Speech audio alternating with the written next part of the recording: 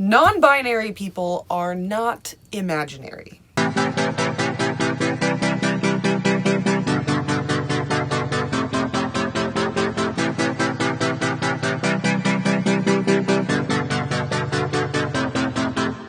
Hi, my name is Adorable, and I'm in my closet. I want to talk about something that I feel like collectively as a community, we are either ignoring or having knockdown drag out fights about. Our community is filled with a wide array of lived experiences. Regardless of our varied perspectives, I would hope that we could agree on a few basic things.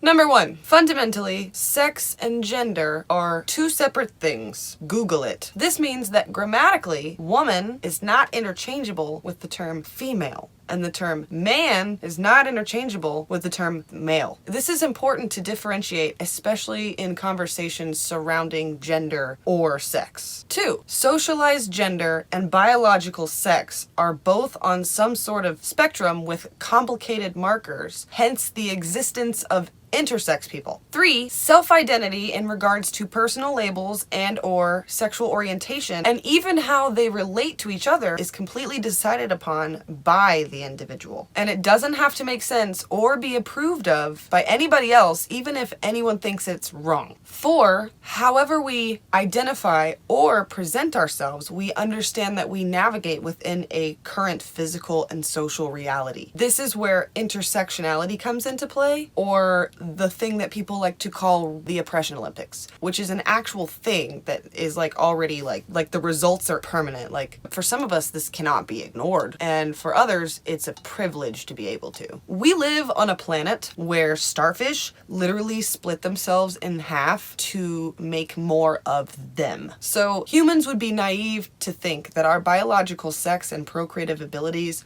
would be so simple, and the essence of our very beings could be packaged so nice and neatly into a this or that, or boom bam, that's it, done. Socially, we are slowly realizing that it is unfair to put people in these stark boxes. Like it was never fair for intersex people to begin with. We never even gave intersex babies a color. We don't have balloons that say, it's a person. We've always chosen for intersex babies at birth based off of societal standards that they don't fit without fully understanding them and their existence. Humans like to put things into two nice, neat little boxes because it makes things better for politics and decision making. Pick one or the other. It's what we do with children. Parents and teachers will give limited choices because we know that their brains can't handle or understand all of their options. But adult brains can. So, for the category of sex, human beings generally like to put things in the two, male, female. And let me go over the specific criteria for male and female classifications for sex in human beings. A female has 2 X chromosomes, has ovaries, has berries and cream,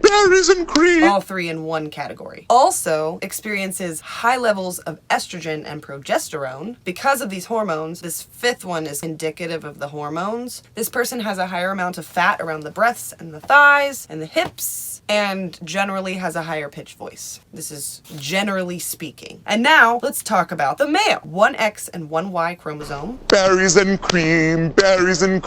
Experiences higher levels of testosterone. And then because of these hormones of testosterone, has a lower pitched voice, grows facial hair, has more broad shoulders, and has, generally speaking, more muscle mass. But we always forget that there is an option C. Intersex is actually a group of conditions where a person has a combination of both male and female sex traits. So those things that I listed off. It doesn't just look like a human being who has both. It looks different because it's a variable. All humans are a variant in the human condition. We just have a different configuration of being human. And for intersex people, that can look like a bunch of different things. Sorry, that was a weird way to say that. My point before we move on is that intersex does occur within the human species, so therefore we should accommodate those people.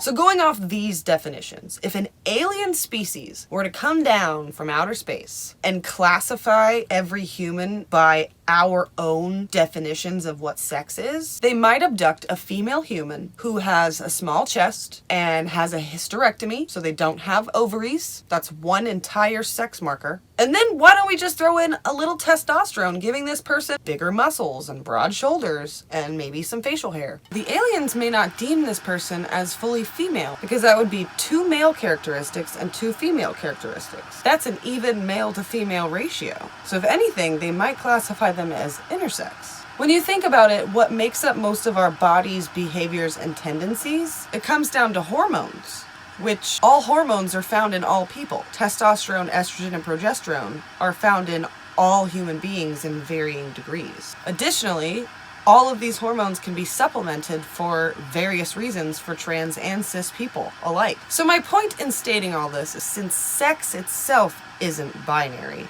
hence the existence of intersex people, then gender, expression, and identity cannot be binary either for humanity.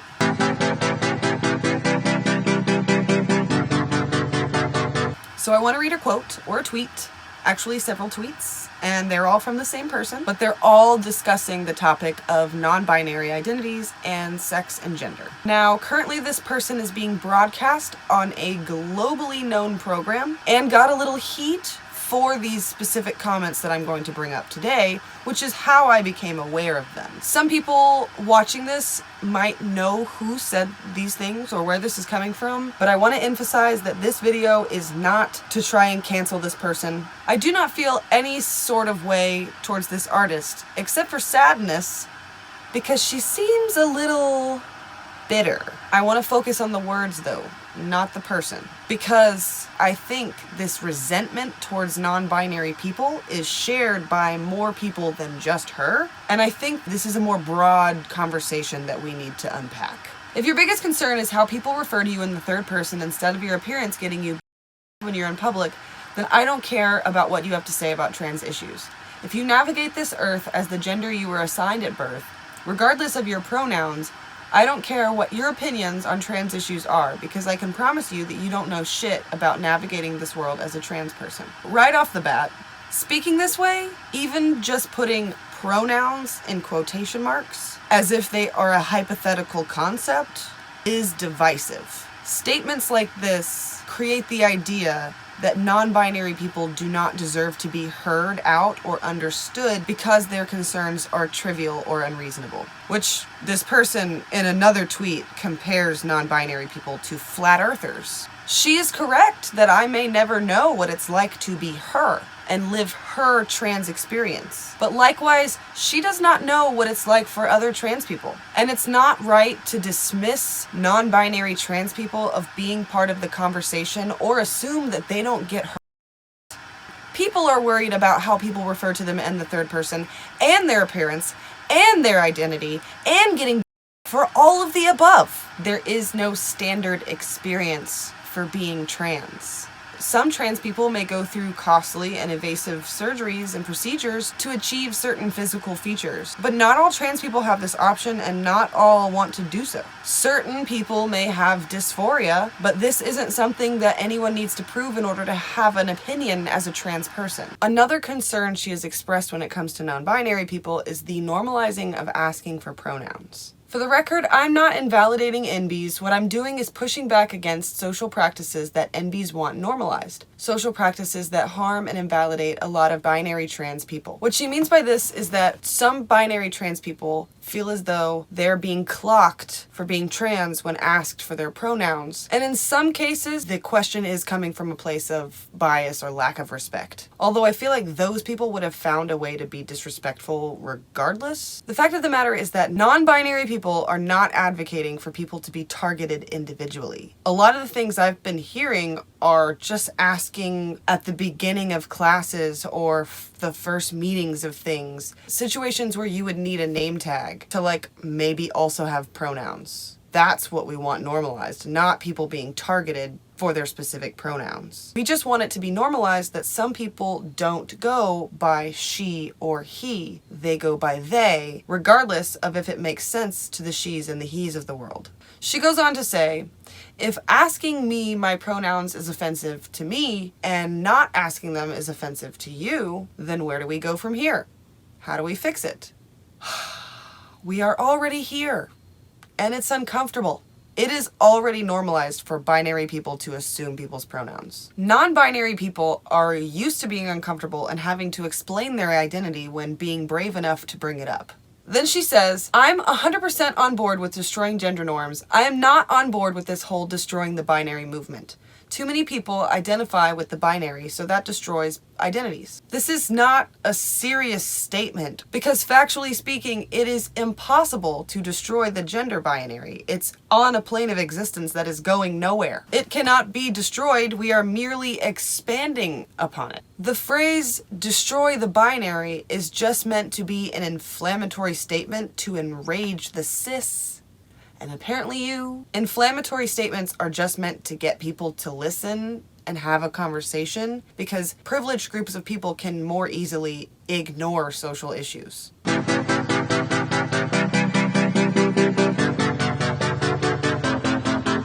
This entire conversation is individually personal and socially complicated. I think that the binary can still exist safely, although some humans live and exist outside of it. One does not inherently undermine the other. It all comes down to language, tone, and respect. Gender and sex labels are important to human beings when navigating the world. We should respect and listen to each other about our labels, because that is how we respect each other in the most basic form as human beings. Along these lines, our labels and how we define them should not put down another person's labels or an entire demographic.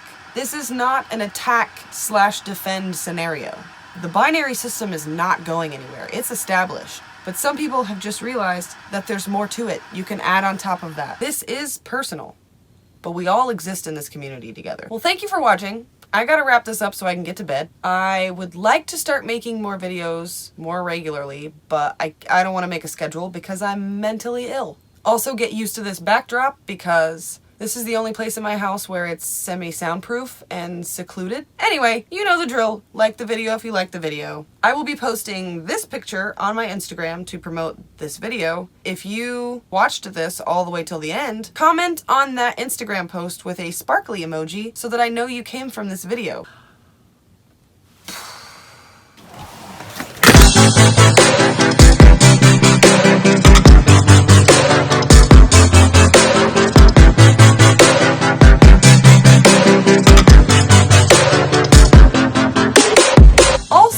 I am still working on the drag documentary, but to be honest, I've been suffering some major burnout and some creative block, but I have not given up. I will be finishing the documentary. It's gonna take some time because there's still so much work that needs to be done, and I want it to be good and live up to everyone's expectations, including my own, so it's a work in process.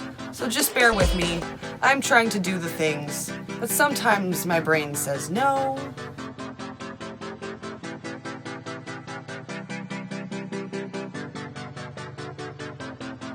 Let's wait, hold on. Let's do them on the hand. Also, we're not talking about my nails today because we're just not talking about them. I'll talk about them for a second. This one, I tried to do acrylic myself. It did not work. I also hurt myself by filing the acrylic off, and I cut some of my cuticle area. That was fun. My thumb is fucked up. So the pink ones are acrylic. These two have fallen off. This one fell off before these fell off, and so at that point I actually cared, and so I glued another nail on, but it's a little longer than the other nails, and I did not have the time or the energy to file it down or cut it. So it's just weird and long.